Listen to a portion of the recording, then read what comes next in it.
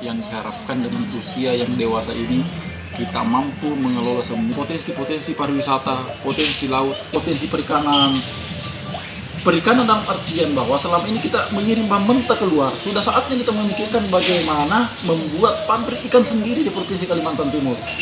Potensi sawit yang kita terkenal dengan usaha sawit yang banyak, jangan kita kirim CPO saja.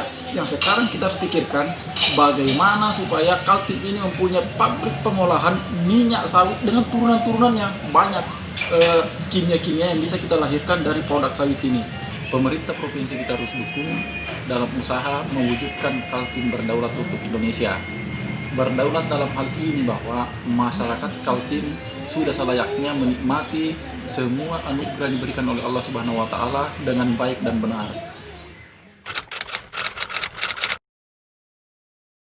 Membangun tentu sudah banyak kemajuan, tetapi masih banyak hal yang harus kita tingkatkan.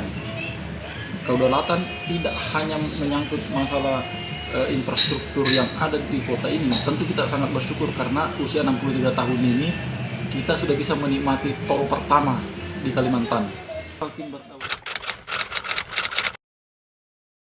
perhatikan, yaitu konektivitas antar desa yang ada di berbagai penjuru pelosok Kaltim ini yang sampai saat ini masih banyak yang belum tersambung. Contoh misalnya di Kabupaten Kobun, antar satu desa dengan desa lain belum terhubung.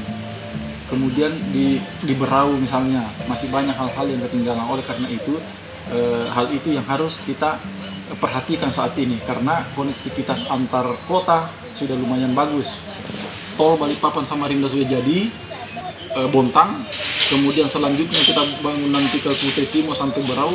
Saya pikir itu suatu langkah maju yang harus kita terus tingkatkan.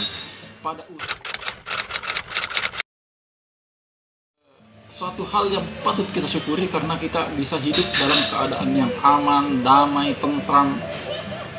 Dan hal itu kita syukuri dalam bentuk tetap terus meningkatkan harmonisasi hubungan yang baik, kemudian yang damai antar sesama warga di Provinsi Kalimantan Timur ini. Pertamina, karena kita tahu bahwa distribusi ke SPB kan Pertamina. Ternyata persoalannya bukan cuma di Pertamina, karena Pertamina itu cuma fungsinya cuma mendistribusikan, alokasinya ada di BPH Migas. Optimis bahwa kelangkaan tidak akan terjadi lagi untuk 2020, tetapi harus kita kawal.